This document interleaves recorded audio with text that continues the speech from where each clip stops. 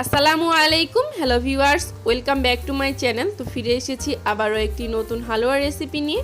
তো আজ আমি আপনাদের সাথে মাত্র হাফ কাপ সুজি দিয়ে ভিন্ন ধরনের একটি হালুয়া রেসিপি শেয়ার করব। তো এটা দেখতে যত সুন্দর মাশাআল্লাহ খেতেও অসম্ভব মজার। তো এটা কিন্তু ছোট বড় সকলেই অনেক বেশি পছন্দ করে। তো এর আগে যদি এই রেসিপিটি ট্রাই না করে থাকেন তাহলে ভিডিওটি দেখে অবশ্যই ট্রাই করে দেখবেন। তো প্রথমে এই হালুয়ার জন্য আমি শিরা বানিয়ে নিব। এর জন্য দিয়ে দিচ্ছি 1 কাপ পানি আর হাফ কাপ চিনি। তো চিনি আর সুজির পরিমাণটা আপনারা সবসময় সমান দেওয়ার চেষ্টা করবেন, তাহলে এর মিষ্টিটা পারফেক্ট হয়। তো এখন এই শিরাতে আমি বলক তুলে নিচ্ছি। তো এরপর যে বলক চলে এসেছে, এখন এর মধ্যে দিয়ে দিচ্ছি আমি সামান্য পরিমাণ অরেঞ্জ ফুড কালার। তো আপনাদের কাছে যদি ফুড কালার না থাকে তাহলে এটা স্কিপ করতে পারেন, কোনো সমস্যা নেই। তো এখন এটাকে আমি নামিয়ে নিচ্ছি। তো চুলায় আমি আবারও আরেকটা প্যান বসিয়ে দিয়েছি। এখন এর মধ্যে দিয়ে দিচ্ছি 1 টেবিল চামচ পরিমাণ ঘি। আর এই ঘিয়ের মধ্যে এখন আমি হাফ কাপ সুজিটাকে ভেজে নিব। তো একটু সময় নিয়ে অনবরত নেড়ে চেড়ে সুজিটাকে ভেজে নিচ্ছি। তো একটু সময় নিয়ে খুব ভালোভাবে সুজিটাকে ভেজে নিতে হবে।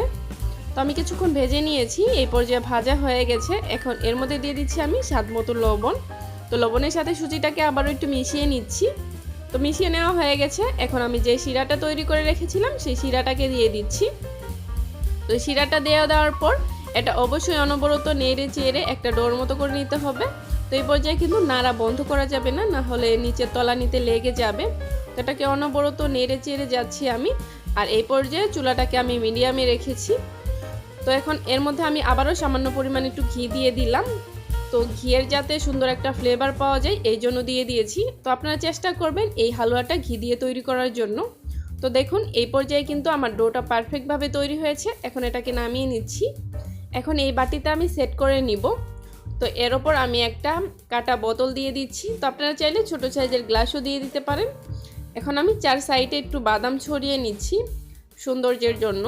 তো বাদাম ছড়িয়ে নেওয়া হয়ে গেছে। এখন আমি যে হালুয়াটা রেখেছিলাম সেই হালুয়াটাকে এক এক করে এই বাটির মধ্যে দিয়ে দিচ্ছি, চারদিক দিয়ে ছড়িয়ে।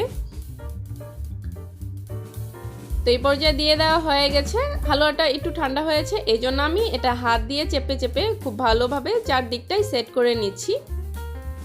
তো সেট করা হয়ে গেছে। এখন মাঝখান থেকে আমি বোতলটাকে উঠিয়ে নিচ্ছি। এখন এটাকে একটা প্লেটে ঢেলে নিব। তো এইভাবে আমি এটাকে একটা প্লেটে ঢেলে নিচ্ছি। তো মাশাআল্লাহ দেখুন এই হালুয়াটি দেখতে কতটা সুন্দর লাগছে। তো এটা কিন্তু দেখতে যত সুন্দর মাশাআল্লাহ খেতেও অসম্ভব মজার। তো আমি কিন্তু খুবই সিম্পল এবং সহজভাবে আপনাদের সাথে ভিডিওটি শেয়ার করার চেষ্টা করেছি। আশা করছি ভালো লেগেছে। যদি ভালো লেগে থাকে অবশ্যই একটি লাইক দিবেন, কমেন্টস করতে ভুলবেন না। আর বাসায় একবার হলেও ট্রাই করে দেখবেন। সো সম্পূর্ণ ভিডিওটি দেখার জন্য ধন্যবাদ সবাইকে। ভালো থাকবেন। আল্লাহ হাফেজ।